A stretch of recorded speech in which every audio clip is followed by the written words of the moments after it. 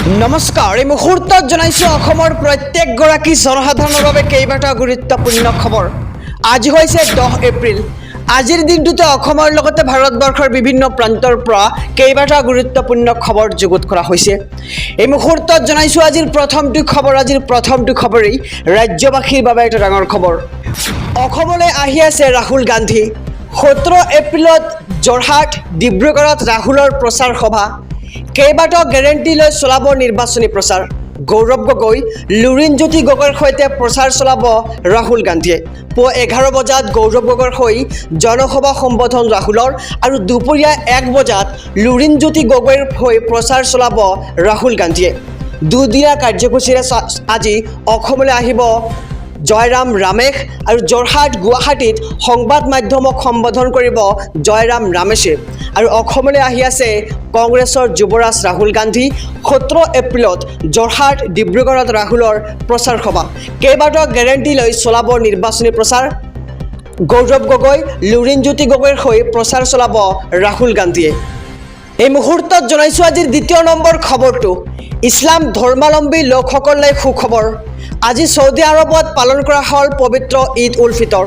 কেইবাখনো ইছলামিক দেশতো পালন কৰা হ'ল পবিত্ৰ ঈদ। পবিত্ৰ ঈদ উল ফিতৰক লৈ ব্যাপক উৎসাহ।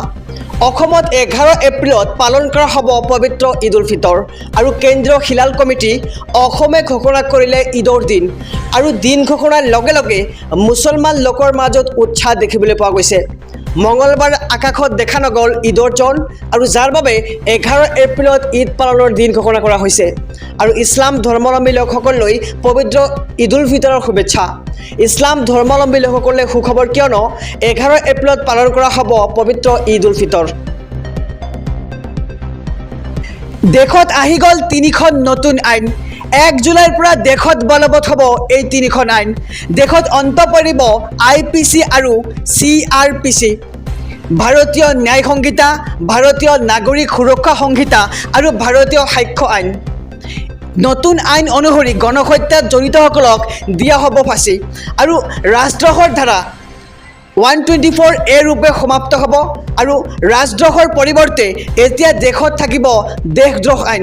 আৰু নতুন আইন অনুসৰি আৰক্ষীয়ে দিব লাগিব গ্ৰেপ্তাৰৰ তথ্য। আমি সবিশেষ জনাইছোঁ যে এই নতুন আইন 3খনত কি থাকিব। কোনো ব্যক্তিক গ্ৰেপ্তাৰ কৰিলে পৰিয়ালক তথ্য দিব লাগিব আৰক্ষীয়ে। আৰু কোনো এটা গোচৰত 90 দিনৰ ভিতৰত কি হ'ল তাৰ তথ্য গ্ৰেপ্তাৰ কৰা ব্যক্তিজনক দিব লাগিব আৰক্ষীয়ে। আৰু কিশোৰীৰ সৈতে ধৰ্ষণত জড়িত হ'লে যাৱজ্জীৱন কাৰাদণ্ড দিয়া হ'ব। আৰু সন্ত্ৰাসবাদক লৈ দেশত আহি গ'ল কঠোৰ আইন। মানৱ অধিকাৰৰ নামত সন্ত্ৰাসবাদক এতিয়াৰে পৰা দিব নোৱাৰিব নিৰাপত্তা।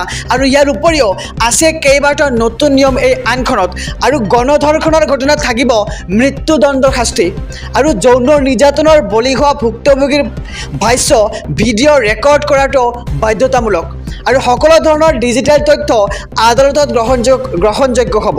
আৰু দেশত আহি গ'ল এই 3খন নতুন আইন। আৰু আগন্তুক 1 জুলাইৰ পৰা দেশত বলবৎ হ'ব এই আইন 3খন।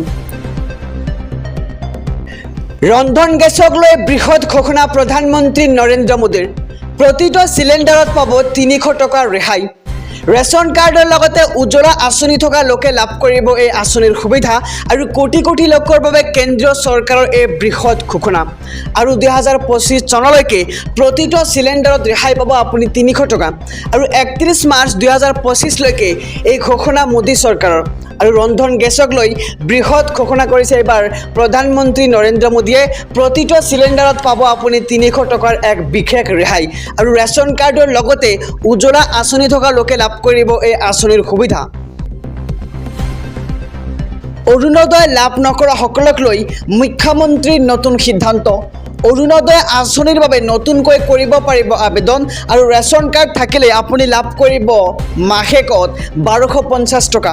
আৰু নতুনকৈ 2,50,000 লোকক অৰুণোদয়ৰ ধন প্ৰদান কৰিব চৰকাৰে। আৰু 1250 টকা পোৱা মহিলাই লাভ কৰিব 2খনকৈ নতুন আঁচনিৰ সুবিধাও। আৰু প্ৰধানমন্ত্ৰী জীৱন বীমা লগতে প্ৰধানমন্ত্ৰী যোজনাৰ সুবিধাও পাব হিতাধিকাৰীসকলে। আৰু সমান্তৰালকৈ লাভ কৰিব প্ৰধানমন্ত্ৰী সুৰক্ষা বীমাৰ যোজনাও। আৰু অসমৰ ৰেচন কাৰ্ড থকা প্ৰতিগৰাকী মহিলাই লাভ কৰিব অৰুণোদয় আঁচনিৰ ধন। আৰু অৰুণোদয় লাভ নকৰা সকলক লৈ মুখ্যমন্ত্ৰীৰ নতুন সিদ্ধান্ত যে এতিয়াৰে পৰা প্ৰতি বছৰে সলনি হ'ব অৰুণোদয় আঁচনিৰ নিয়মসমূহ আৰু অৰুণোদয় আঁচনিৰ বাবে আপুনি নতুনকৈ কৰিব পাৰিব আবেদন ৰেচন কাৰ্ড থাকিলে আপুনি লাভ কৰিব 1250 টকা মাহেকত